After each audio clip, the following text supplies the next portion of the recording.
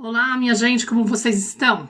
Bem-vindos a uma live que eu estou fazendo hoje sobre como lidar com o perfeccionismo que tanto afeta a nossa vida e a nossa maternagem, a nossa forma de educar os filhos. Tudo bem com vocês? Oiê, para quem tá entrando, tudo bom? Andressa, Adriana, Roberta, Flávia, Patrícia.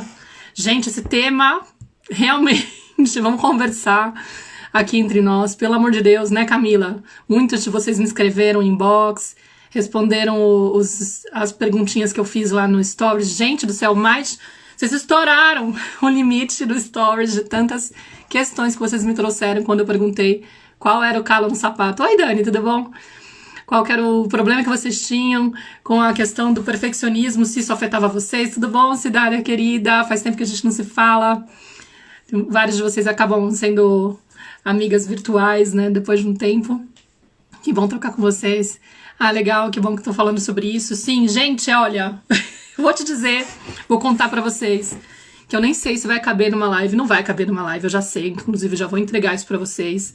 Já não me cobro também apesar de me cobrar muito, não me cobro isso de ter que entregar tudo pra vocês o tempo todo, porque eu fico lá no detalhe, passei a manhã inteira, eu falei, não, essa coisa de fazer a live às 7 da noite na Espanha, na noite não porque aqui é dia, né, aqui não anoitece nunca, mas às 2 da tarde no Brasil não vai rolar, porque eu fiquei até agora preparando a live, sabe? Uma perfeccionista não pode, ainda em recuperação, né, que eu acho que nunca chega no final, não pode passar uma manhã inteira cuidando de uma live de 1 hora, sabendo já que tem conteúdo suficiente pra falar sobre isso, porque repertório eu tenho, experiência eu tenho, e é o que eu mais enfrento, acho que na vida de dor.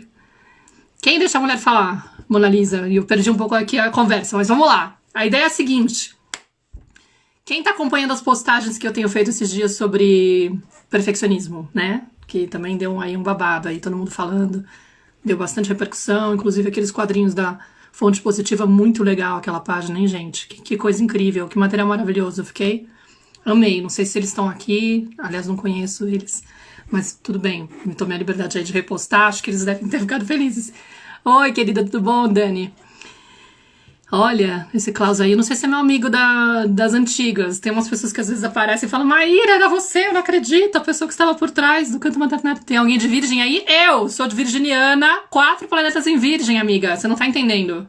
Experiência eu tenho, tô falando. Né? Não basta só ter a experiência infantil de como foi o seu lar, como você foi educado, se seus pais te exigiam muito, mas quando você tem 4 planetas em Virgem, um deles é o Sol, não tem mais, né, virginiano pira, dá uma pirada boa, né? Mas é o seguinte, vocês se cobram muito? O que vocês acham? Vocês acham que a nossa educação exige de nós, de um modo geral, muita cobrança, muito perfeccionismo, essa ideia de que nada do que eu faço é bom o suficiente, de que se eu errei é porque eu não prestei atenção o suficiente, é porque eu não dei o melhor de mim e que tem alguma coisa de errado comigo, que eu sou muito defeituosa. Aí eu vou exagerar um pouco aqui nos exemplos, porque quem vive isso sabe que a gente pode sim chegar nesse discurso bem duro, tá? E talvez para algumas pessoas que não tenham essa questão vão falar, nossa, que exagero, que drama. Sim, a gente adora esse drama. A gente adora mergulhar nesse drama, de ficar se achando a última... Como é que é? O último cocô do cavalo do bandido, né? A gente nasceu com um defeito muito grande. Inclusive, para muitos de nós, o próprio fato de existir começa a ser uma questão que a gente fica colocando, será que eu tenho direito? Eu mereço existir, estar aqui? Afinal, olha só como eu tô toda errada, né? Eu devo realmente ser um fardo para as pessoas, para os meus pais, para o mundo. Melhor eu ficar invisível. Quem aqui tem dificuldade de colocar os sonhos em prática, os projetos? Não, eu não posso, porque senão as pessoas vão descobrir que eu não sou boa nisso que eu quero fazer, entendeu? Olha só, fulaninho sabe fazer, mas eu não. Eu, por exemplo, fiz jornalismo, né, há 20 anos atrás, 10, é louca, né, achando que tô jovem, acabei de fazer 40. Mas eu fiz jornalismo há 20 anos atrás e eu me lembro que eu não conseguia nem buscar estágio em jornalismo, porque eu tinha vergonha de, as pessoas vão ver o meu texto ainda inacabado, né, ruim, amador. Não, Aí eu olhava aqueles colegas que já escreviam daquele jeito exuberante, maravilhoso, incrível, natural, parecia que era uma coisa que nasceu sabendo escrever. Aconteceu alguma coisa, né? Ou teve a sorte de ter crescido num ambiente de intelectuais maravilhosos que inspiravam, e aí ou lia pra caramba, mas assim, a pessoa teve outra experiência, e eu me comparava e me achava muito pior, e não, eu não sou capaz. Então eu nem buscava. Eu não buscava, eu fui... Por mais que eu ame a fotografia, eu reconheço ao mesmo tempo que, de certa forma, eu escolhi a fotografia para me esconder atrás das lentes, para não ter que mostrar o meu texto para as pessoas. Era muito mais cômodo estar ali atrás, meio que... Aqui na Espanha eles falam curioseando, né? Como fuçando um pouquinho, investigando, tateando o mundo, mais protegida, com uma lente, né, com uma câmera me escondendo a cara. Não preciso lá escancarar o meu texto inacabado. Fotografar era muito mais fácil, além de ser prazeroso, gostoso, era também um jeito de eu me privar daquele incômodo, do desconforto de repente, alguém vai ver uma coisa minha que não é legal, que não tá bonita o suficiente para ser mostrada. Não, não, não, não. Quantos de vocês, né? A Dani falando que sim, total. Vírgula embaixo da vírgula, nenhuma verninha fora da margem, senão apagava tudo. A gente gasta muito mais tempo fazendo as coisas, porque a gente acha que tem que ficar aprimorando, né? Tipo, a manhã inteira pra fazer a live do conteúdo que já conhece de cabo a rabo, porque acha que não, que senão, se não tiver esse controle, e se não tiver essa lapidação, danou-se, né? Então tem um pouco disso. Pelo jeito vocês se reconhecem. Então, qual que é a sensação da pessoa que tem, né, essa sensação de que eu preciso dar o melhor de mim, né? De que nunca o que a gente faz é bom o suficiente. Quem aqui sente isso, né? Em várias esferas da vida. Ele está ligado à insegurança total, né? Uma autoestima baixa, você não acredita em você mesmo, né? O perfeccionismo, a Isabela falou, né? Tipo, eu acho que ele está ligado à insegurança, está totalmente ligado à insegurança. A gente não confia. E aí isso é um ponto, né? O que eu queria que vocês entendessem, eu vou tentar fazer um percurso aqui pra gente, para primeiro a gente entender por que a gente se cobra tanto, né? Da onde que vem essa necessidade, essa exigência tão grande, esse discurso tão pesado contra nós mesmos, né? Aí, também dizer que é muito importante, por que eu trago esse tema, né? Eu trago esse tema porque a gente realmente muitas vezes não se dá conta do que é que está interferindo na nossa vida e bloqueando a nossa autenticidade, a nossa forma de ser nós mesmos, a nossa permissão, a permissão que a gente dá para nós mesmos de ser nós mesmas, né? A gente muitas vezes não consegue se permitir ser quem nós somos e muitas vezes nem se conhece, né? Nem chega a saber exatamente como nós somos, de tão bloqueado que nós estamos, né? E aí, se a gente não sabe o que está provocando isso, a gente não tem como superar. Certo? Então o primeiro ponto é reconhecer que é o perfeccionismo, pelo menos é uma das coisas, né? Que é o perfeccionismo que está atuando nesse momento, né? E a força que ele tem. Mas de onde que ele surge, né? Por que a gente se exige tanto? E aí, se a gente for pensar, quando a criança nasce, né? Quando o bebê nasce, ele nasce totalmente conectado com a própria essência, né? Se o ambiente onde ele cresce tá propício, tá favorável para que ele possa se expressar com liberdade, não vai ter muita encrenca, ele vai continuar conectado com a sua própria essência, confiante das suas emoções, dos seus sentimentos, das necessidades que ele tem, sabendo o que ele quer, o que ele gosta, né? Mas o que acontece nesse ambiente, geralmente? Né? Nós temos adultos que estão feridos, adultos que já foram desviados da sua essência porque receberam uma educação tradicional, onde... O que acontece nessa educação tradicional? Nós tendemos a acreditar que a criança precisa ser consertada para entrar no bom caminho. Na educação tradicional, a gente não acredita que a criança nasce boa, nasce pura, que ela é boa por natureza. A gente acha que a gente precisa ficar corrigindo e adequando e moldando essa criança o tempo todo, porque senão ela vai, meu Deus, ela vai para o mau caminho. Quando ela tem um comportamento que desafia o adulto, quando ela tem um comportamento que incomoda, que provoca algum mal-estar, o adulto fala, opa, tenho que ir lá controlar e parar com essa história, porque senão, se eu não controlar essa criança agora, meu Deus, olha o que vai acontecer no futuro. ela vai virar uma criança egoísta, ela vai virar um adulto, né? Ela vai virar um adulto manipulador, ela vai me desrespeitar no futuro, ela vai ser agressiva, violenta. A gente começa a criar um monte de caraminhola na cabeça, digamos que interpretando aquele comportamento que é desafiador, que às vezes realmente precisa de uma atenção, de uma contenção, de um guia, né? De uma forma... Você tem que realmente guiar a criança para que ela volte a estar bem consigo mesma. Enfim, a gente tem que abordar, tem que atuar, né? Mas a gente está guiado por uma preocupação de que se eu não fizer nada a respeito, essa criança vai destruir a essência dela. A essência dela ela vai se transformar num ser que não é bom. E aí, essa nossa angústia de querer controlar isso e consertar essa criança, esse nosso olhar de que ela precisa de conserto, né, faz com que a gente muitas vezes comece a usar ferramentas não muito nobres, né, punitivas. Eu vou punir essa criança se precisar. Eu vou castigar essa criança, eu vou ameaçar se precisar. Eu vou, às vezes, humilhar essa criança para que ela se sinta muito mal, para que ela perceba o mal que ela está causando, e ela tem que saber que, nossa, isso que você está fazendo é desprezível. Olha como você é errada. Não! E a gente vai insistir muitas vezes num discurso que é, digamos, ele provoca uma sensação muito ruim dentro da criança. Ou seja, ela começa a perceber que o comportamento dela, quando ele tá solto, né, quando ela tá espontânea, às vezes incomoda demais esse adulto. E faz com que esse adulto a rejeite. Ou abandone, se afaste, ele vai, sai do ambiente. Ou então ele é injusto com ela, ele desrespeita ela, ele maltrata ela. Aí ela fala, nossa, aconteceu alguma coisa aqui. E aí, não é que ela não tem capacidade de entender que esse adulto tem uma dor, tá despreparado, tá inconsciente, tá agindo no impulso. Imagina, ela simplesmente ama. Ela tem uma necessidade muito forte de ser aceita e ser amada.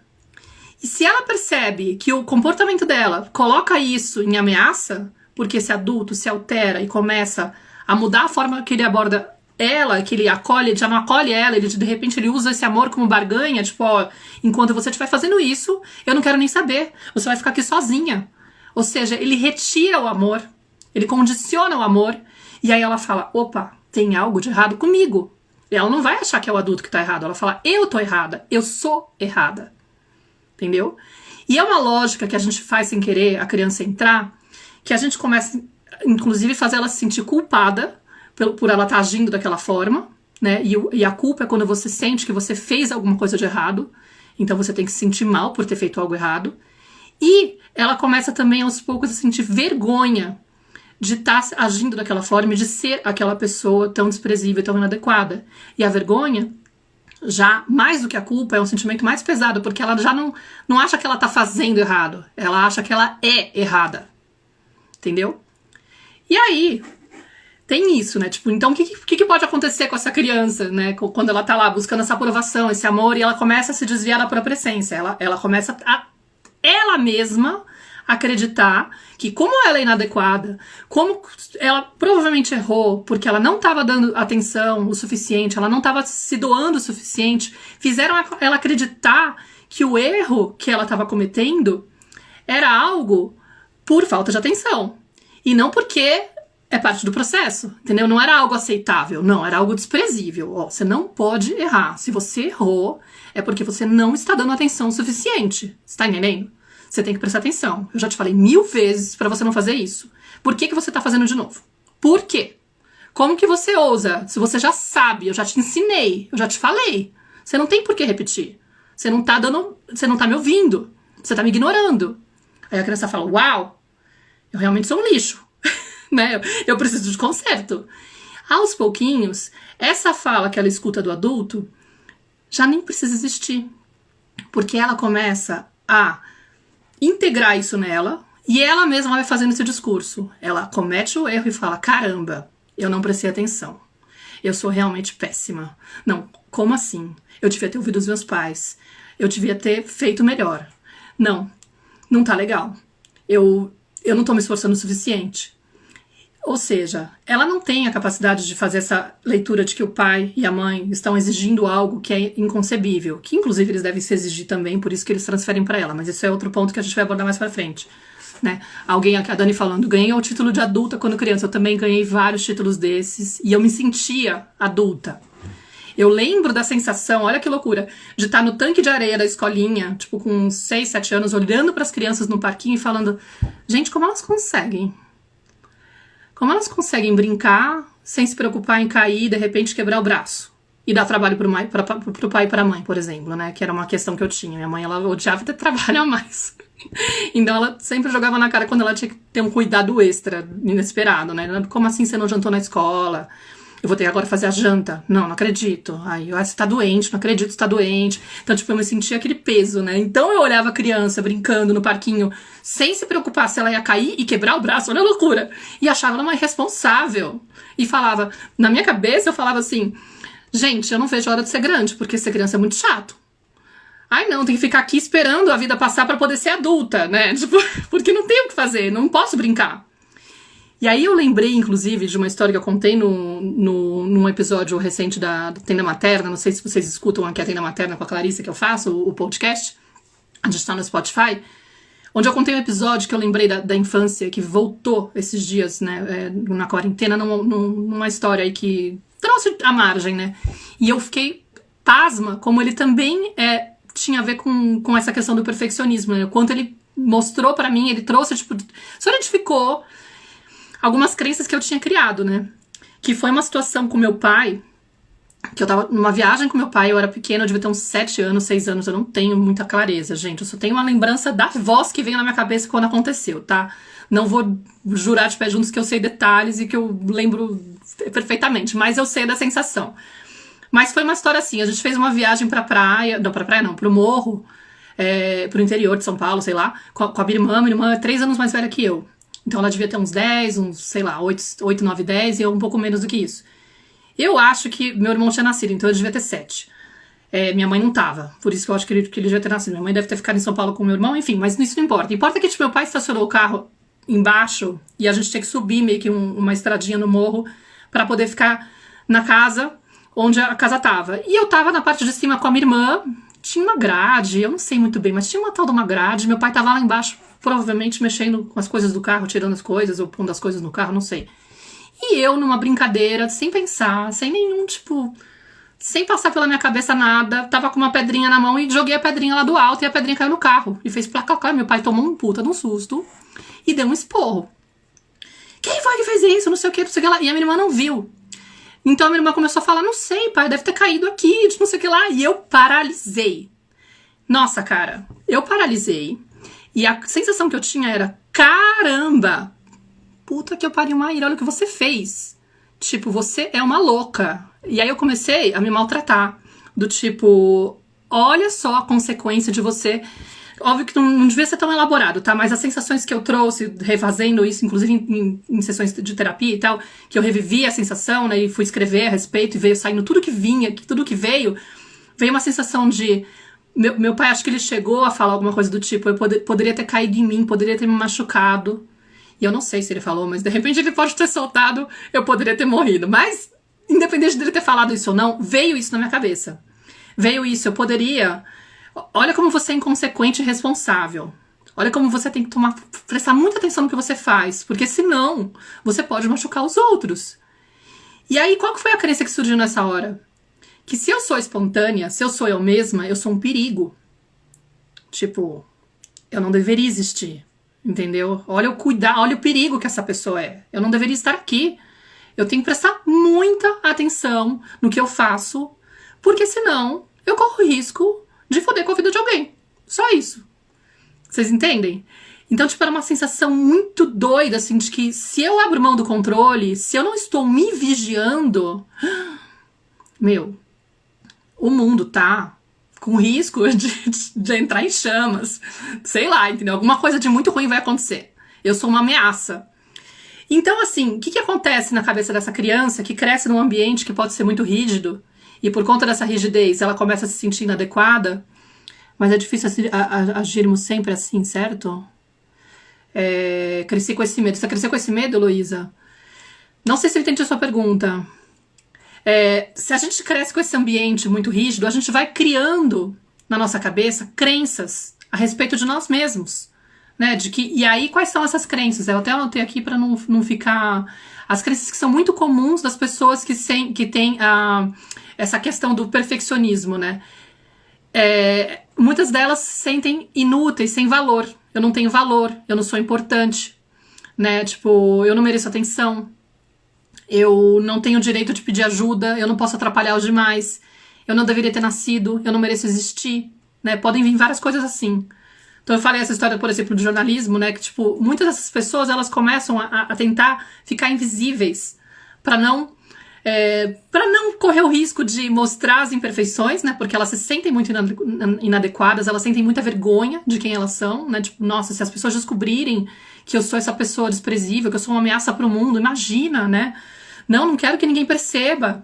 E aí, assim, olha que interessante, eu peguei esse termo esses dias da vergonha que a gente sente, ela, na verdade, ela acontece quando a gente acredita que o outro tá vendo em nós o quanto nós nos sentimos inadequados, né? Mais pra frente eu vou falar como que a gente muda essa atitude, apesar de eu achar que não vai caber nessa live tudo que eu preparei, mas eu vou tentar chegar nesse ponto, tá? E também, obviamente, que é mais uma sugestão de início de conversa. Também vou chegar nessa parte de será que eu sou uma mãe repressora, viu, Patrícia?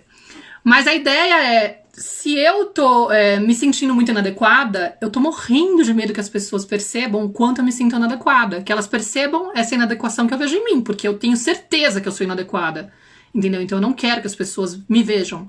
E muitas vezes isso faz com que eu não me lance em projetos, né? Então, por exemplo, eu amava cantar desde criança, desde muito pequena. Eu sempre senti que cantar era a coisa que mais me conectava com a minha essência.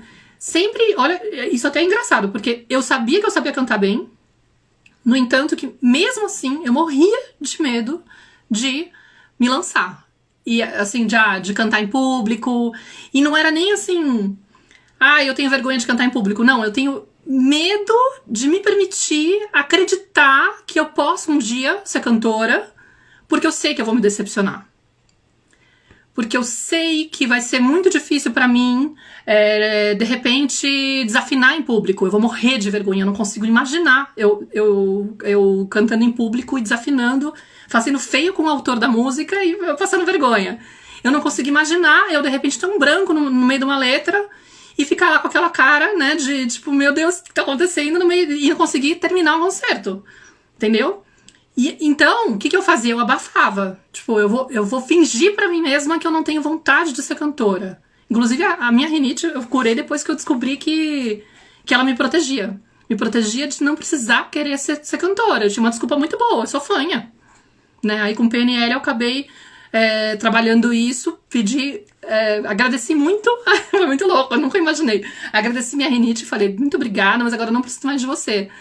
Eu já entendi que você tá tentando me proteger, né? Desse meu medo de cantar, desse meu medo de me mostrar. Mas eu acho que eu já tô grande, eu tava com 30 e tantos anos, não, quase 30 anos. Foi quando eu me atrevi. E aí eu me permiti, mas demorou muito tempo. E sempre assim, passinho de tartaruga. Todas as coisas que eu fui conquistando profissionalmente, de acreditar em mim, foram passinhos de tartaruga, né? Que mais? Tive também dificuldade. Outra coisa, como que pode atuar nessa questão do perfeccionismo na gente?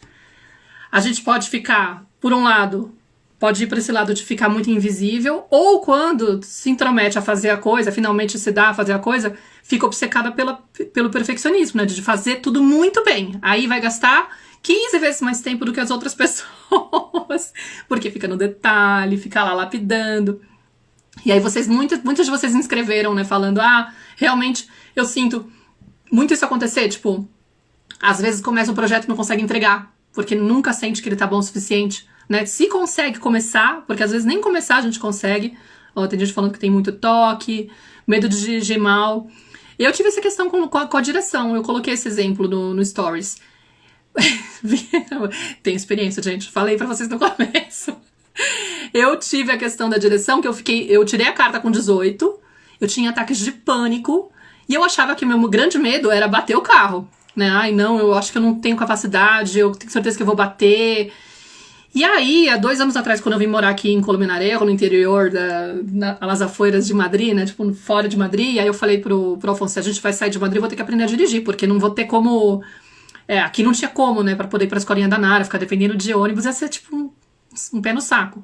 Falei, beleza, vou ter que encarar meu medo de dirigir sério, meu, depois de 20 anos empurrando com a barriga, querendo assim que não venha nenhuma situação na minha vida pedir urgência pra olhar pra isso, eu não quero olhar pra isso, eu não quero, eu tô na minha zona de conforto. Tipo, né, Madrid era uma cidade ótima, fiquei 7 anos morando lá, 8 anos, e lá você não precisa de transporte privado, né, você não precisa ter carro, você pode tranquilamente se locomover com o metrô numa boa. Eu só sentia falta naquelas épocas de férias que eu falava, putz, eu podia pegar o carro da minha sogra e viajar tranquilamente pela Europa se eu dirigisse. Se bem que isso eu ainda não faço, mas tudo bem. Esse é outro ponto. Mas enfim, não tinha exigência. Então achei que eu não ia precisar tocar nisso. Mas veio a gravidez, vieram outras demandas, outras, né? De repente a vida me brindou essa chamada. Falou, vamos lá, você vai ter que dirigir. E aí, sabe o que eu me liguei? Que o que mais me provocava dificuldade não era o medo de bater. Era a vergonha de que me vissem fazendo barbeiragem. Então, quando eu começava a pegar o carro e falava assim, eu tenho que começar a treinar, tenho que me atrever, vou dar uma volta na cidade que tem 9 mil habitantes, que não tem movimento, então não tem problema nenhum, né? Porque é tranquilo, eu não vou ter situações muito desafiadoras, eu posso ir aos poucos, né? O Afonso não entendia nada, ele falava, mas sério que você ainda não vai pegar a estrada? Eu falei, não vou pegar a estrada e eu estou aprendendo a amar todas as minhas partes, a respeitar o meu tempo, então eu vou no meu tempo, não quero nem saber de você ficar me questionando. Dá na mesma, eu vou no meu ritmo, se for para ser lento, que seja de tartaruga, que demore 2 meses para eu conseguir ir para a escola da Nara de carro, mas eu vou no meu ritmo, me respeitando. E aí eu comecei a notar que o meu pânico era disparado quando um carro vinha atrás de mim. Quando eu tava sozinha, eu tava de boa, tipo, eu tava confiante, mas na hora que vinha o cara, eu falei, nossa, ele vai ver que eu tô fazendo merda. Eu tenho certeza que eu tô fazendo merda. Tipo, é uma loucura. A gente cria um vício de ficar se maltratando e se tirando, sabe? Se achando ruim no que faz, mas com essa sensação de que é o outro que tá me vigiando, né? O outro tá... Mas na verdade é você. Sou eu. O outro só tá validando. E aí era muito doido, porque eu já manjava muito de Byron Katie. Eu ficava fazendo as brincadeiras das inversões. Nossa, o cara tá puto comigo porque eu tô lenta. Não, peraí, isso daí é verdade? Tipo, eu que tô surtando, né? E aí, no fundo, era muito doido, porque eu percebia que a situação era a mesma e era a minha cabeça que ficava fazendo eu ficar louca, gerando sofrimento, de que eu tenho certeza que esse cara tá incomodado comigo. Eu tenho certeza que esse cara tá incomodado comigo. E ele não, provavelmente tava, né, tipo, nem aí. Não tinha problema nenhum, mas enfim. Não é muito louco que, no fundo, era a vergonha, era o perfeccionismo. Tipo, eu não posso me permitir chegar sem saber dirigir perfeitamente com uma pessoa que já tem, né, experiência e tal, porque as pessoas vão me ver fazendo uma coisa ainda inacabada, né? Muito doido, muito louco. E aí, qual que é a questão, né? Tem essa questão, a pessoa pode ficar obcecada por essa história de que enquanto não tiver bom eu não posso mostrar, né? E ficar sempre buscando aprimorar. Quantos de nós não fazem 15 mil cursos antes de sugerir algo, né? Porque ainda não sei o suficiente. Vai que me perguntam algo que eu não sei, né? Enfim, por aí. E aí, claro, que se eu tô com esse discurso interno contra mim, como que será que eu vou me relacionar com as pessoas ao meu redor? Né? Se eu não tolero, quando eu faço alguma coisa de errado, se eu acho que eu não tô dando o suficiente, nunca, né? Porque nunca a gente vai estar dando o suficiente se a gente tem o chip do perfeccionismo, né? Eu vou olhar pro outro e falar, esse daí não se esforça pra nada. Como assim? Sério mesmo que ele tá achando que ele tá fazendo direito?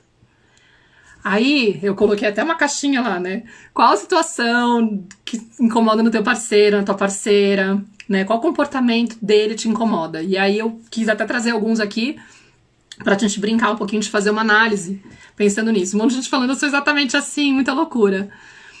Por exemplo, muitas vieram falar do quanto é difícil ver o marido, o companheiro, o parceiro, né? Acho que nenhum tinha parceira no caso, falando... É difícil ver eles atuando com os filhos de uma forma que elas não aceitam, né? Tipo, eu não gosto quando ele exige um comportamento das crianças que ele mesmo não faz, né? Eu não consigo aceitar quando ele ameaça bater ou colocar de castigo. Ou quando ele quer resolver as coisas no grito e na ameaça com os meus filhos. Né? Quando ele tá gritando, quando ele é autoritário. Eu não aceito quando eu preciso estudar e ele fica com a nossa filha, depois ele já dá o celular logo de cara pra ela, né? Quando ele não assume os erros dele e não pede desculpa, né? De repente ele maltrata a criança e ainda assim acha que é a criança que tem que entender e ela que fez errado. Geralmente é assim, né? De uma vez você agiu de um jeito que não podia, enfim. E aí eu fiquei pensando assim, cara, eu sei que é muito difícil, vai ficar salva assim, tá? A live, pra quem tá perguntando. É muito difícil a gente realmente presenciar isso e óbvio que a gente quer o melhor para nossos filhos. Não vou tirar o mérito dessa questão, tá? Mas eu vou pedir pra gente fazer uma reflexão do porquê que é tão difícil a gente aceitar. Da onde que vem essa irritação, esse incômodo, essa dor muito grande, né? Tipo, a gente sente até raiva da pessoa, tipo, meu, sério mesmo que ele vai fazer isso? Aí a questão é, você tá se cobrando pra caramba, certo? Vamos pensar, segue o meu raciocínio e diz pra mim se vocês sentem isso. Você tá se esforçando muito pra romper os padrões antigos. Porque você começou a se instruir, você tá se informando, você descobriu que realmente grande parte da dificuldade que você tem hoje como adulta pra enfrentar várias questões da vida tem a ver com a educação que você recebeu, com a imperfeição dos pais de vocês, né? Que eles não conseguiram fazer melhor. Eles tentaram, eles até fizeram o que eles podiam, né? Mas eles falharam muito. Porque eles tinham outras referências, enfim, talvez até mentalmente você até tenha isso resolvido e claro na tua cabeça de que não poderia ter sido de outra forma. Mas a questão é que você quer evitar que isso se repita, porque você sabe o dano causado. Olha só, você aqui assistindo uma live sobre perfeccionismo querendo se livrar dele, né? Tipo, dói tanto em mim que eu tô aqui, tipo, vem numa live às 3 da tarde numa quinta-feira, porque eu preciso saber como lidar com isso. E isso é resultado da minha educação, entendeu? Então eu não quero fazer isso com meu filho. Eu não quero. E aí, no fundo, o que você tá buscando é ser a mãe ideal. É ser a mãe perfeita. Principalmente se você tem justamente a ferida do perfeccionismo. Você tá buscando isso. Você tá fazendo justamente, sem querer, o inverso. Ao invés de aceitar a sua imperfeição, você tá correndo pra dar o melhor de si, pra ser aquela mãe melhor de todas. A melhor mãe pro seu filho, entendeu? Seu filho, ele merece o melhor, ele não pode sofrer que nem você sofreu. Então você precisa se consertar o quanto antes. Aí, né, tipo, você tem uma sensação constante de que não tá dando certo. Por mais que você se esforce, nossa, você gasta tanta energia e ainda assim você sem querer grita.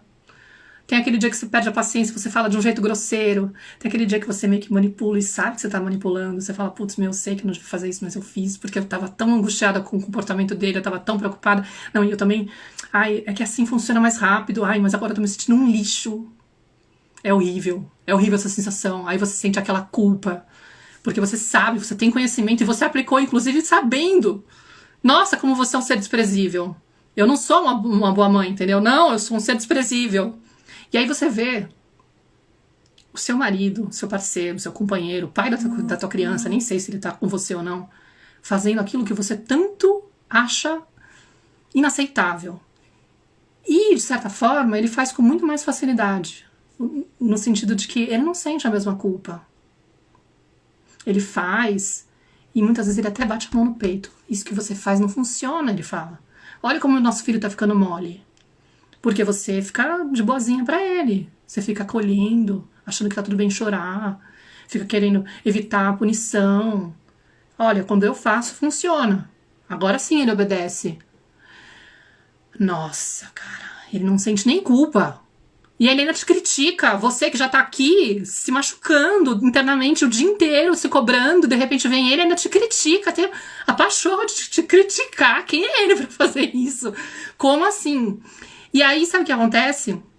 Toda aquela raiva que você guardou, que você não permite, você como uma criança boazinha, que se adequou, que ficou lá, obediente, você consegue no máximo ter raiva contra você, né? Porque você é o ser desprezível que merece aquela raiva, mas contra os pais, não. Tipo, não, eles fizeram o que eles podiam. Eles não têm culpa. A culpa é minha. Eu é que sou errada. E aí nessa hora que você vê o seu marido fazendo aquilo que você não consegue fazer, que você tá fazendo um mega esforço, você não consegue dar conta, ele faz e fica de boa, nossa, aí você quer projetar nele toda, tipo, meu, quem é você? E é tão gostoso nessa hora, porque de repente dá aquele alívio momentâneo. Aquela sensação de que, cara, não sou eu a culpada. O problema é ele. Porque ele não se empenhou tanto. Se ele tivesse do meu lado, a gente ia ter mais força, a gente ia fazer os dois juntos, ia dar certo. Vocês sentem que tem a ver com isso, gente? Se alguém percebe isso? Tipo, se reconhece ou eu tô dando uma surtada aqui? Porque eu pra mim, quando saquei isso, eu falei, gente do céu, como a gente curte apontar o dedo pro outro e se aliviar dessa culpa. E aí, assim, você pode sentir pena de você nessa hora, tipo, meu, ele poderia, né, tipo, mas olha só, eu tô aqui sozinha. Seria muito mais fácil. E sem querer a gente cai na sensação, né, na ideia falsa de que se ele mudar, aí sim vai dar certo. Entendeu? Tipo, ou seja, a culpa é ele. Ele não colaborar. Ou seja, é isso que a Franciele tá falando. A gente se vitimiza. Daí a gente até curte, porque no fundo a gente tá sentindo tanta coisa ruim, né? E de repente é um gostinho, né? Poder transferir um pouquinho. Ai, a culpa é dele, não é minha, que bom, pelo menos. Pena que dura pouco. Pena que dura pouco, gente. Não é esse o caminho, tá? Não é o caminho fazer o outro mudar, esperar que o outro mude, né? Porque primeiro a gente tem a esperança de que a gente fica nessa situação de que se ele mudar vai melhorar e tal. E muitas vezes a gente se coloca no papel de querer consertar o outro, né? Fica educando. Aí a gente pode correr o risco. Como que interfere na relação? A gente começa a querer educar o marido, o companheiro. Tipo, não faz assim. Você não vê que isso é pior, que isso vai gerar desconexão entre vocês? Você não percebe que você tá gerando desconexão entre você e o cara, né? Porque quem é que gosta de ser corrigido? Você não gosta. Mas, sem querer, você tá lá, reproduzindo isso. Ou seja, me sinto injustiçada e sobrecarregada. Exatamente. Aí o que acontece? Outra coisa que pode acontecer. Essa também é ótima pra dar. Se você é uma pessoa perfeccionista, veja se você faz sentido pra vocês. Por que você se sente sobrecarregada? Porque você sabe fazer melhor do que ninguém. Você é a única que pensa em todos os detalhes. Você é a que sabe respeitar melhor o seu filho. Então, deixar o seu filho na mão dos outros, ele pode se traumatizar. Ele vai se frustrar. Então, como você sabe muito melhor, você acaba acumulando as tarefas. Você quer ter o controle de que eles não passem por nada, porque você não quer, né? Você quer evitar aquela coisa de que ele não pode ter a mesma experiência que eu tive. Olha como eu fiquei, né, estragada. Olha só, então vou lá, faço o lanchinho dele no dia do passeio do marido, pra garantir que o marido não esqueça o lanchinho, porque senão meu filho vai ter um ataque de birra, vai se frustrar, de fome, né? Tipo, é desnecessário passar por isso. Ou então ele vai acabar comendo porcaria, vai sair da dieta, você super preocupada com uma alimentação saudável, consciente, aí vai sair com o marido, vai sair com o pai da criança, ele não tá nem aí, esquece do lanchinho. Uma coisa tão fácil de resolver, né? A gente põe o lanchinho e fala, leva o lanchinho, tipo, imagina. E vai acumulando tarefa. E não permite que o filho se exponha à experiência de ter um pai aí que, de repente, vai ter outra forma de atuar com ele. Não aceita que esse pai caminhe no ritmo dele, né? Que ele mesmo descubra a roubada que é sair com uma criança com fome. Porque se ele não passar por isso, você passou por isso. Só que você teve muito mais chance, mais oportunidades do que ele de vivenciar isso e de ir corrigindo, falando, não, realmente, quando eu saio sem o lanche, eu peco. E aí, ao invés de se antecipar e evitar que o pai da criança passe por isso, você fica querendo evitar que seu filho passe por isso. Sem querer, você vai lá e vira a pessoa que é encarregada de tudo. Você quer ter controle de tudo. Você não consegue abrir mão desse controle. Entendeu? Vocês percebem? Não sabia que era tão perfeccionista, tem gente falando. Sim. Todo mundo falando aqui, muita gente falando que se identifica. Depois dessa resolvi deixar rolar. Sou muito perfeccionista, acumuladora de todas as tarefas, depois fico surtada pela sobrecarga. Exato. E aí, assim, eu não tô dizendo que não existe essa questão de muitas vezes tem um desequilíbrio realmente, né? Tipo, tem um machismo por trás, tem muitas coisas por trás. Mas observem também esse movimento que a gente faz de muitas vezes assumir e antecipar, né? De pegar pra nós, não, eu que vou lavar a roupa, porque senão a roupa vai ficar mal lavada. Alguém colocou isso. Não gosto quando ele lava a roupa porque ele não sabe lavar. Eu também não gosto. Mas, tipo, quando ele lava a louça, eu fico nervosa porque ele deixa a água aberta, ele vai naquela lentidão. A lentidão do marido foi um ponto aqui. Nossa, não tolero a lerdeza do meu marido. O tempo dele, né? aquela coisa, né, tipo, se eu deixo no tempo dele, a casa vai ficar desarrumada muito mais tempo, com aquele cheiro, com aquela desorganização, né? Tipo, que você... também vai da gente aprender a dialogar também e a colocar os pedidos de forma clara, de conversar, fazer combinados. E às vezes a gente quer que o outro adivinhe, né? Pela nossa cara feia, que aquele jeito que ele tá lidando também... Enfim, aí isso tá até tema para outra live, mas observa o quanto dessa sobrecarga... Tá? Esse era o ponto para essa live, né? Para não roubar o tempo dessa live, que tem muito tema já. Observe o quanto dessa sobrecarga não vem dessa sua necessidade de controlar tudo, dizer tudo do seu jeito, porque o seu jeito é o melhor, entendeu? Cuidado com isso, porque esse seu jeito melhor nunca vai ser bom o suficiente, porque você nunca está satisfeita com você mesmo. Então, nem que o outro faça, quando ele falhar, você vai olhar para a falha. Você vai falar, não acredito que ele fez isso de novo, foi culpa dele, por isso que eu tô mal. Porque ele não colabora, entendeu? Você nunca vai conseguir olhar para as partes boas. Você vai ter muito mais dificuldade de olhar para as partes boas e para as conquistas que essa pessoa tá fazendo, pro caminho que ela tá fazendo, por quanto ela também tá aprendendo. E às vezes no tempo dela, ela tá, tipo, fazendo do jeito dela. Você não aceita o jeito dela porque você não aceita o seu, entendeu? É sempre uma projeção. Então essa é a provocação que eu queria fazer. E aí, claro, porque a pessoa que se critica muito... no fundo ela vai projetar isso nos demais e ela vai ser uma pessoa muito intransigente, entendeu? E isso acaba sendo uma característica muito forte da pessoa perfeccionista. Ela não tolera que os outros façam menos do que poderiam fazer, entendeu? Porque ela nunca está satisfeita com o que ela faz. Nunca o que ela faz é o suficiente, então o outro jamais está fazendo o suficiente. É um jeito delicioso de se aliviar um pouco dessa sensação de que eu que sou a pessoa errada. Ai, a Camila falando que tudo que eu tô falando é verdade. Infelizmente, né, Flor? Aí outra coisa que pode acontecer, obviamente que se reverbera no marido, no companheiro, na companheira, também vai chegar nos nossos filhos, né? Que postura que a gente vai ter com os nossos filhos? A gente também não vai tolerar o erro. A gente vai sem querer reproduzir a mesma lógica do que fizeram com a gente, mesmo não querendo. Ou seja, meu filho não pode errar. Muito menos se eu já avisei, se eu já ensinei, já falei pra ele que aquilo lá não pode, aquilo lá não é legal. Como assim? De novo você foi distraído e derrubou o copo, né? Já te falei 15 mil vezes que não pode esquecer a luz acesa, né? Você esquece, né? Talvez você se trate também muito mal, pode ser que você fique mais de boa quando você esquece, mas se ele ousar esquecer, ele escancara de novo pra você que, nossa, quando a gente perde a atenção, né? Não, é o fim do mundo, é de propósito. Parece que a gente tá fazendo de propósito, né? Enfim. Então tem isso, a gente não vai conseguir aceitar que os nossos filhos errem. E, principalmente, a gente muitas vezes vai correr o risco de interpretar, confundir o comportamento inadequado com a essência da criança, né? Então, sem querer, eu já vou fazer uma projeção. Do tipo, nossa, o meu filho bateu no irmão porque ele tá com ciúmes, né? Tipo, no fundo é porque ele tá com ciúmes, se ele tá inseguro, não sei o que lá. Ele vai ser agressivo, ele vai ser um moleque violento, eu preciso parar com isso agora, ontem.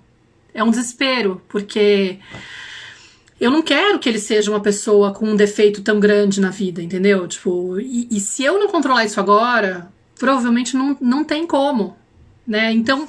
eu olho pro meu filho sendo bonzinho demais, né? Aí eu peguei aqui uns exemplos também que eu também coloquei uma caixa de perguntas. Aí eu não consigo lidar com a teimosia do meu filho. Eu não consigo lidar quando ele bate nos outros. Eu não consigo lidar quando ele não quer dividir os brinquedos. Quando ele não quer cumprimentar a avó, eu fico me sentindo super mal. Parece que, né, tipo, ele não respeita. Quando ele chora sem parar. Quando ele joga os brinquedos quando ele é contrariado. Então, assim, começa a observar. Porque parte do seu incômodo, da sua dificuldade de lidar com esse comportamento desafiador, é um sentimento de, meu Deus, eu estou falhando como mãe. Não tá dando certo. Eu tenho certeza que eu devia estar fazendo alguma coisa que eu não estou fazendo. E que, vai dar ruim com essa criança. Não vai dar certo. Olha, eu preciso fazer alguma coisa a mais. Não é o suficiente. Ou seja, eu ainda não sou perfeita. Eu ainda não cheguei lá.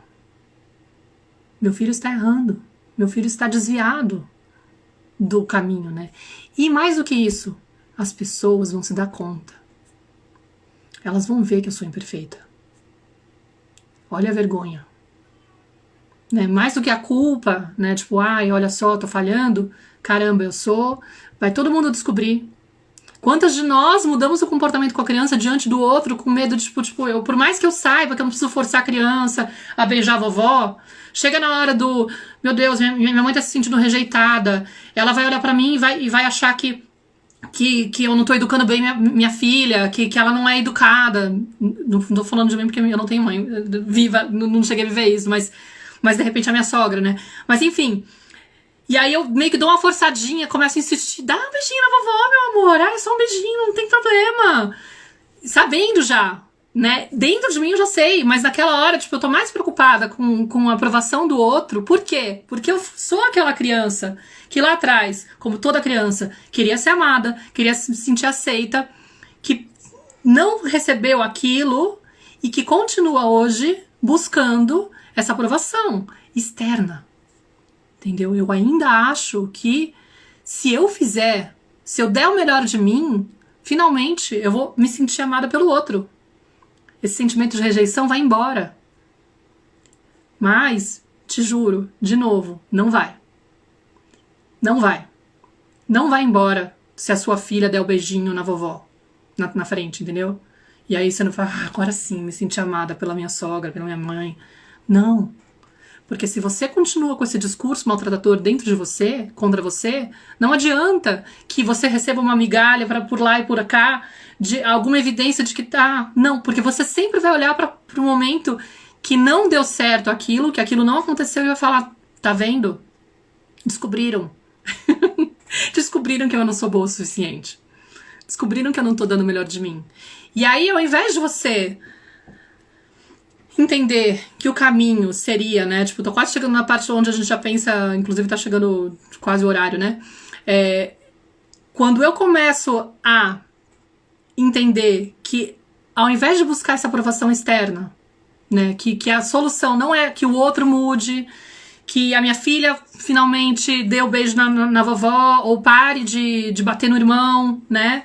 Ou que aceite dividir o brinquedo. Não é isso que vai fazer com que você fique em paz e que você lide melhor com o seu perfeccionismo, com a sua exigência. Você não vai exigir menos, porque logo vão vir outras questões, né? Ela pode até parar de bater na criança, mas ela vai ter outros problemas e você vai ficar de novo assustada. E, pelo amor de Deus, o que vai acontecer com essa criança no futuro? Ela não vai ser aceita, né? Você morre de medo que ela também repita isso, essa sensação dela se rejeitar, né? Então, mas o caminho nunca vai ser que o outro faça aquilo que você está esperando, e sim que você mude a forma como você se trata internamente. Entendeu? Então, para quem quer chegar nessa parte, eu tenho certeza que você que está assistindo e se identificando deve estar angustiadíssima pensando assim. Não sei se tem algum homem por aqui, não vi nenhum comentário masculino. Pode ser que tenha tido. Maíra, pelo amor de Deus, como que eu faço para arrancar esse perfeccionismo de mim? Né? Tá. Porque, claro, primeiro ponto, me dei conta que essa parada é forte e ela me azucrina a vida. Ela me bloqueia. Eu deixo de fazer as coisas porque eu não acredito em mim. Eu projeto nas pessoas que estão ao meu redor. Eu exijo demais das pessoas que estão ao meu redor. Eu sou a chata que tá lá sempre educando demais, ou me sentindo até superior, meio arrogante, assim, né? Eu acumulo 15 mil tarefas porque eu sei fazer melhor que os outros. Então, não consigo descansar. Eu não me dou o direito de descanso nunca, porque, claro, se nunca tá bom o suficiente, como é que eu posso parar? Eu não tenho o direito de sentar no sofá. Eu não mereço descanso, porque eu ainda não dei o melhor. Quantos de vocês se sentem esgotadas? Porque nunca. Parece que sempre tá faltando, né? Termina o dia, tipo, tô em débito. E aí, no dia seguinte, você tá em débito pelo dia e pelo dia anterior e pelo acúmulo. Você tá lá vivendo o passado, revivendo o passado com raiva de si mesma por não ter dado conta. E com aquela sensação de que vai ser amanhã, porque hoje já não tem o que fazer. E você não sabe delegar, porque o outro não sabe fazer tão bem. Você não confia, né? Tipo, como assim? Se ele não se preocupa tanto. Não, só você tem essa preocupação. Só você sabe. É uma doideira, a gente é muito louco. Aí você tá falando, preciso arrancar esse perfeccionismo de mim.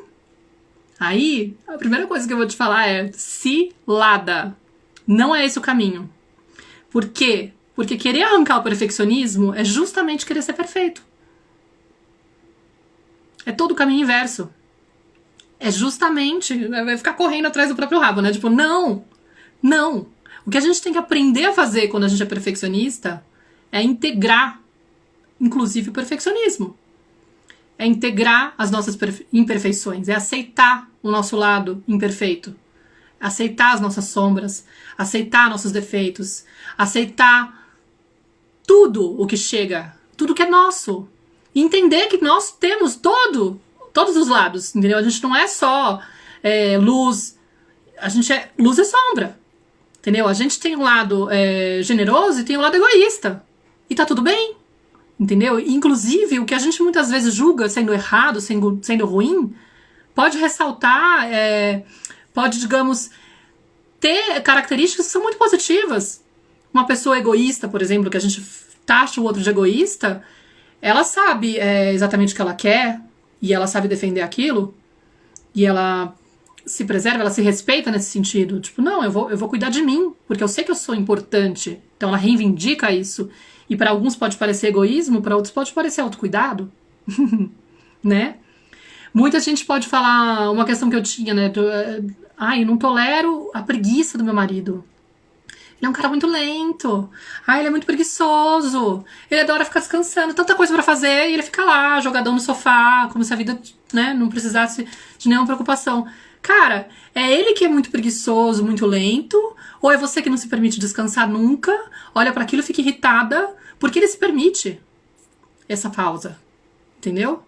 Então, às vezes, o comportamento que o outro tem, a característica que o outro tem que tanto te agride, te incomoda, te irrita, é quase como uma mensagem. Por que te irrita?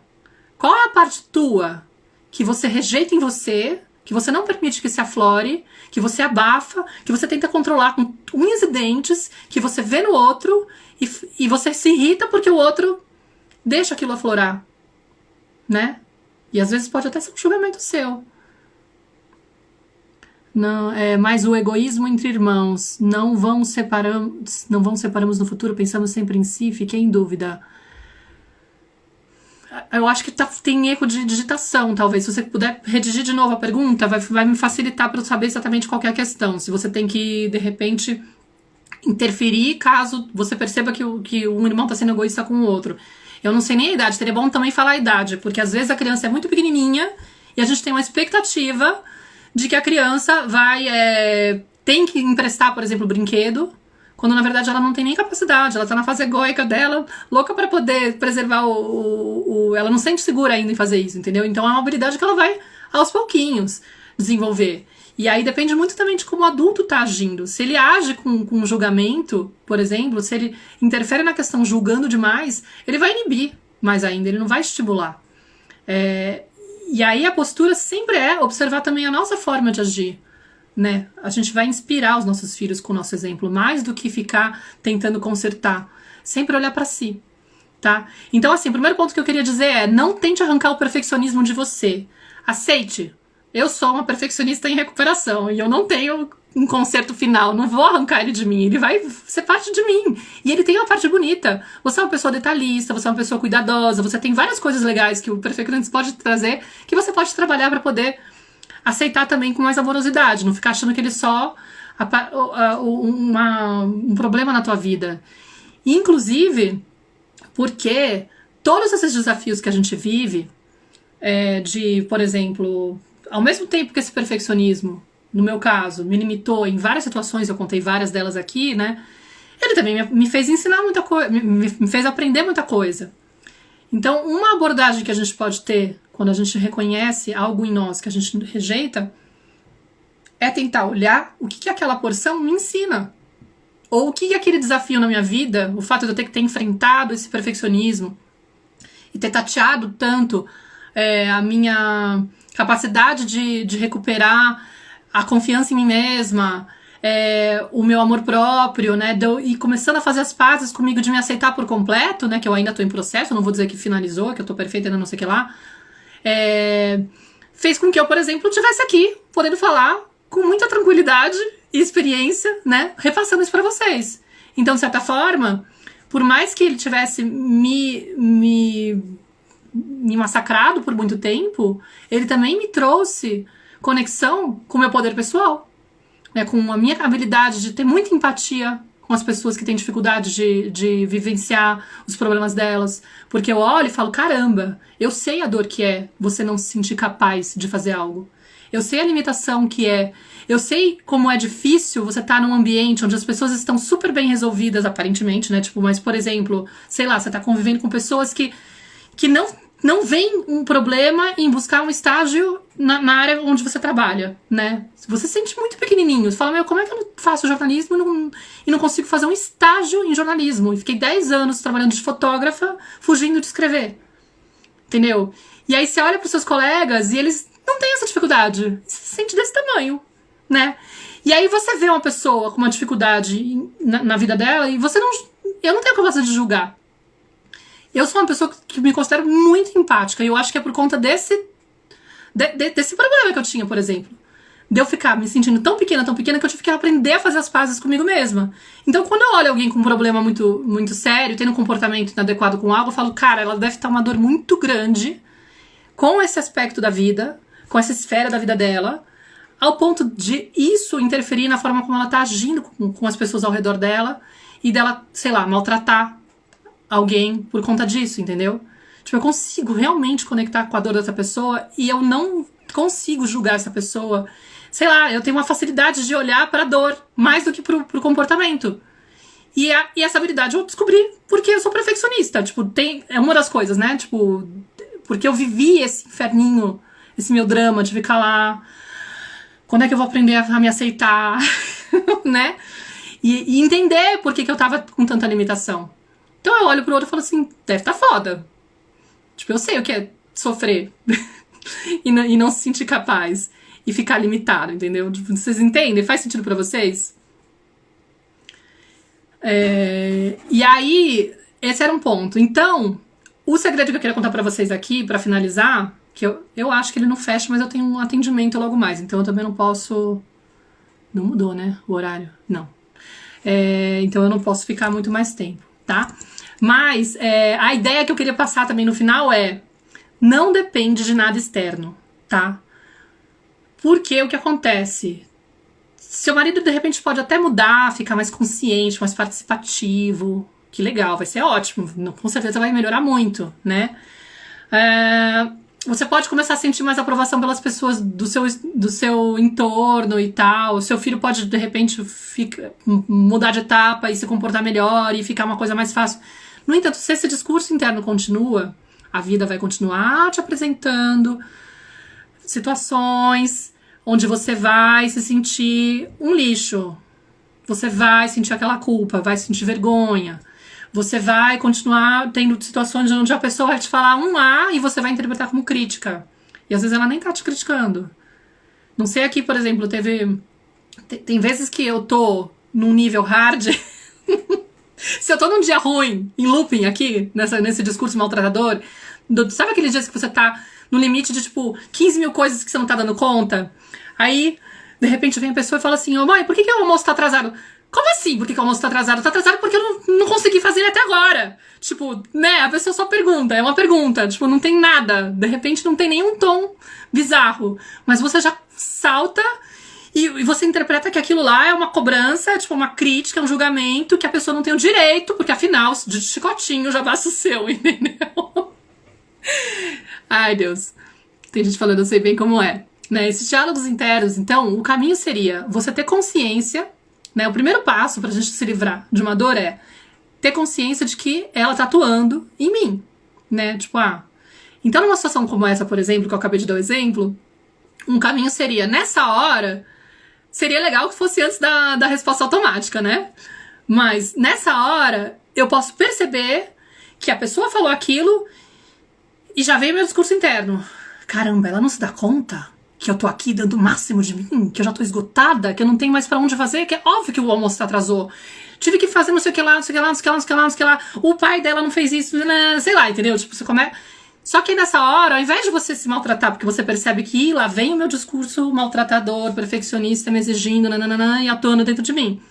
Você dá uma respirada, dá uma pausada, e você fala, olha lá, o danadinho, começou. Tá aqui me azucrinando, tá me enchendo o saco, tá me provocando. Você pode até ficar irônica com o tempo, assim, você começa a dar risada.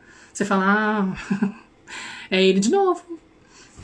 Tem um momento, assim, mais pra frente, você pode ficar até com humor. E é legal, porque dá leveza. Você não precisa ficar, né, achando que tem que ser com peso. Pelo contrário. É muito melhor quando a gente pode dar uma risadinha, né? Tipo, pelo menos eu vou rir, né? Tava rindo que eu fiquei a manhã inteira lá, escrevendo com detalhes a porra da live, que eu já sei o conteúdo de cabo a rabo. Eu não preciso de muito esforço. Mas, enfim. Rindo de mim mesma. Então você começa a ter consciência, tendo a consciência de que você tem essa facilidade pode deixar que eu vou salvar a live, de conectar com essas falas que tem a ver com o seu perfeccionismo, você já reconhece na hora e você começa a aprender a pausar e a observar esses pensamentos como se eles fossem tá aí, tá passando, entendeu? É uma nuvem no céu. Não tem problema, você não precisa se identificar com ele, entendeu? Você não precisa reagir automaticamente a ele. Emocionalmente você não precisa se deixar levar. Ai, entraram aqui uns spams, vou tirar. E aí, peraí, gente, que às vezes entra aqui uns spams e o pessoal fica azucrinando aqui a live e me tira um pouco da concentração. Vocês entendem que o caminho é meio que você primeiro identificar. E aí, claro, o outro ponto seria você começar a aprender a mudar esse discurso interno. Uma vez que eu percebo que o meu discurso interno é tóxico, e cada vez que eu erro, que eu falho, que eu faço uma coisa que eu acho que não tá legal, ao invés de ficar me chicoteando, eu aprendo a acolher. De repente eu posso falar, tá bom, Maíra, você teve uma manhã bem azucrinada, bem difícil, você realmente tá bem cansada, você acabou de pensar umas besteiras em relação à tua filha, você acabou de interpretar errado, tipo, é porque você, né, fica tranquila, vai passar.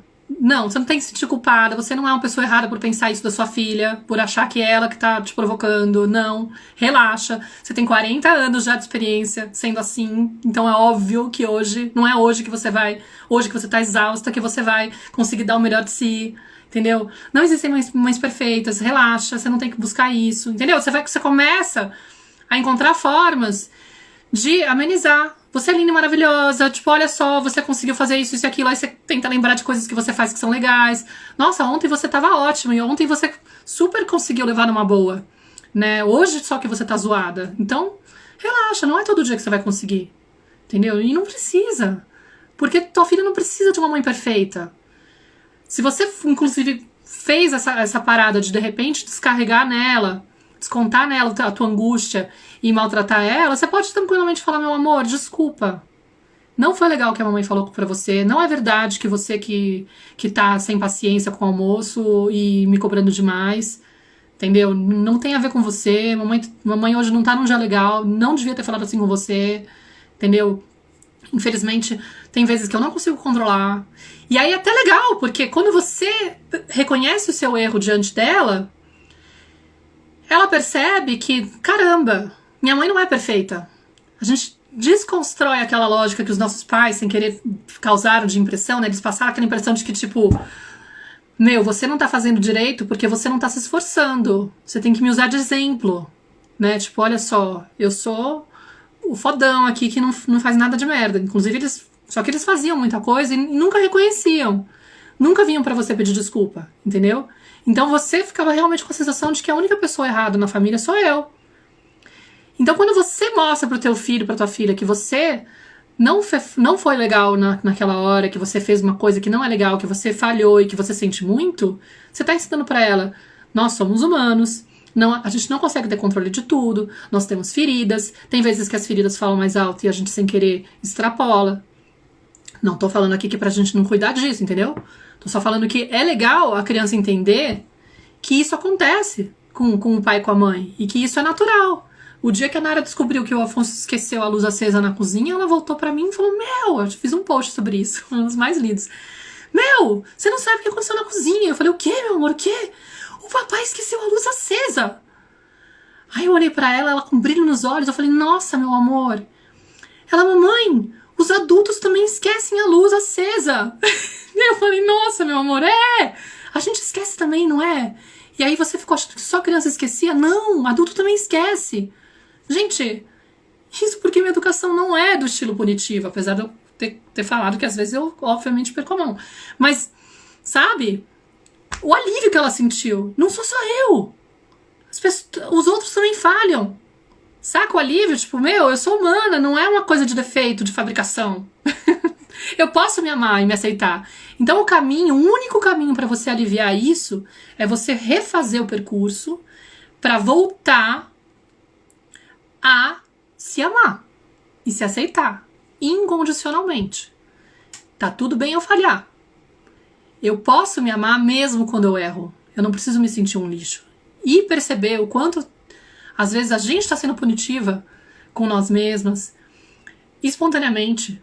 Por responder a essa ideia de que se eu falho eu preciso ser punida, né? Se eu falho é porque eu sou horrível e eu tenho que realmente passar mal, né? Não! Se eu falho eu preciso de acolhimento. Se eu falho é porque eu não tô me sentindo bem. É porque eu perdi, sei lá, eu me distraí. E acontece. E eu preciso prestar mais atenção, tudo bem, mas eu não preciso me sentir um lixo porque eu me distraí. Entendeu?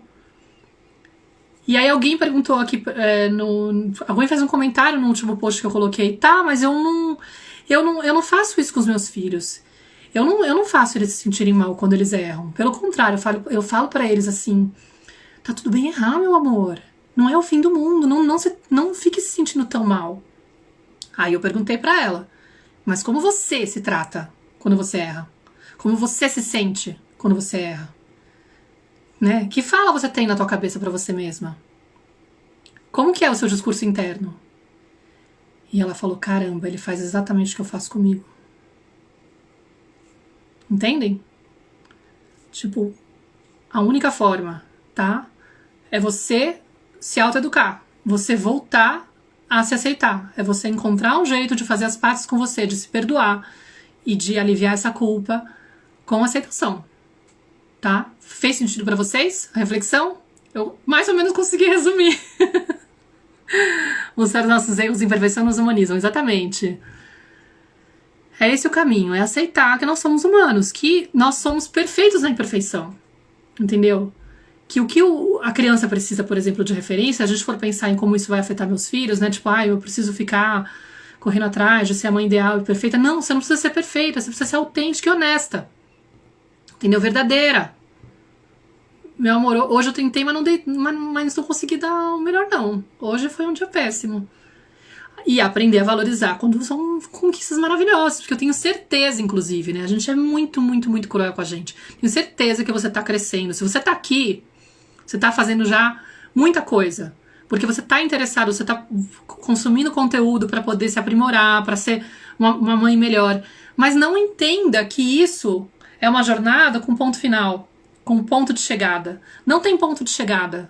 Não tem o ponto de, então eu vou chegar aqui e aí nesse momento eu vou parar de errar e os meus filhos vão ficar blindados de qualquer tipo de trauma, pelo menos da minha parte, né? Porque eu vou ser a pessoa que não vou estragar em nada a vida deles. Não, seus filhos vão ter traumas por conta da relação com vocês e não tem problema, porque é a dinâmica da vida, entendeu? É a vida como ela é. A gente veio para aprender, a gente veio para se aprimorar. Se a gente olha para trás, para gerações anteriores às nossas, eles tiveram muito mais perrengue na infância deles.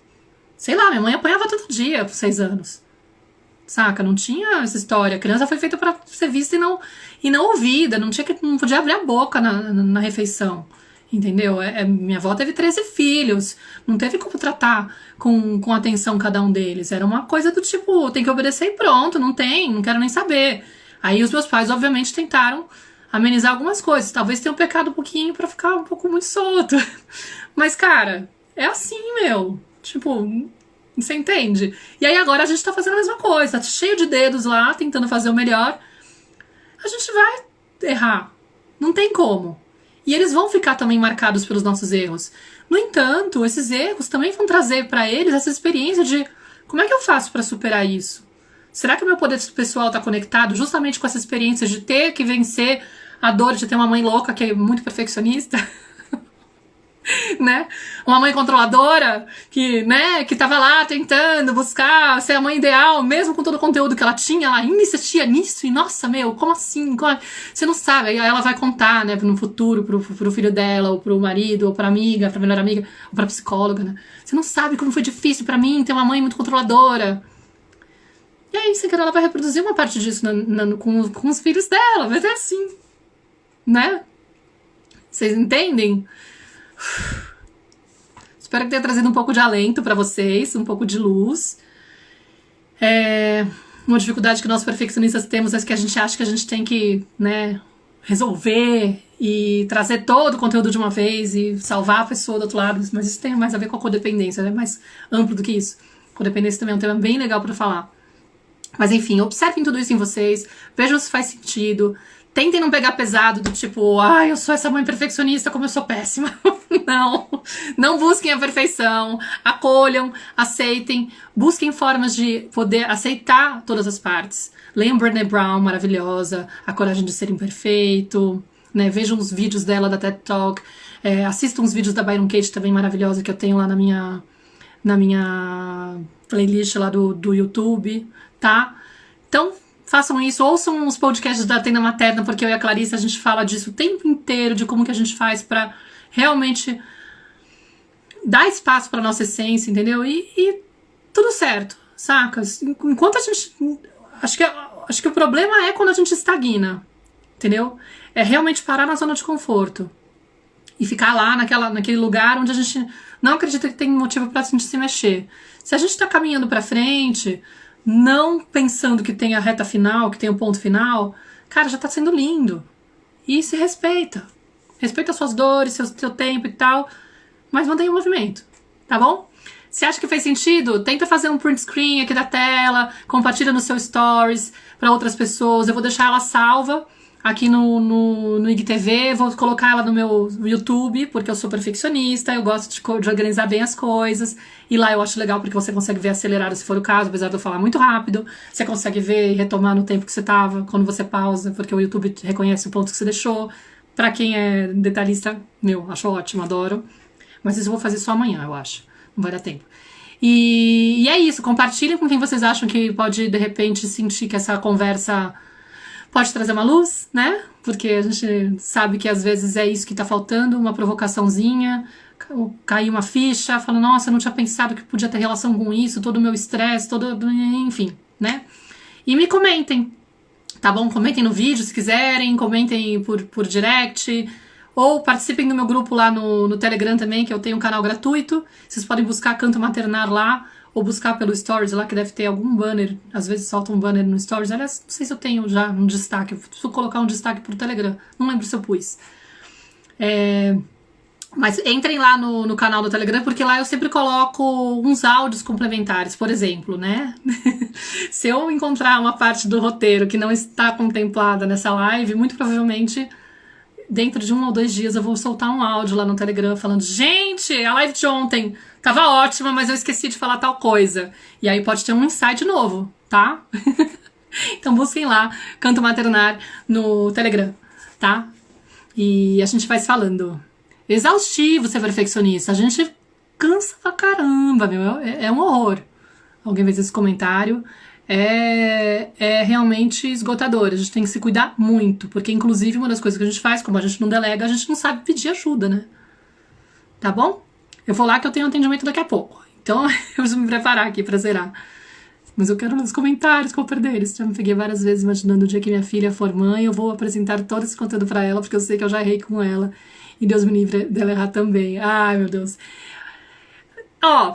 Eu entendo perfeitamente, mas sendo essa pessoa, né, tipo, você já vai inspirar, você não precisa apresentar esse conteúdo, é só você ir cuidando de você, porque ela vai pescar pela referência. Isso que é lindo, eles pegam pelo exemplo. Tá bom, queridos, beijos. Obrigada pela presença de todos, tá bom? A gente se fala.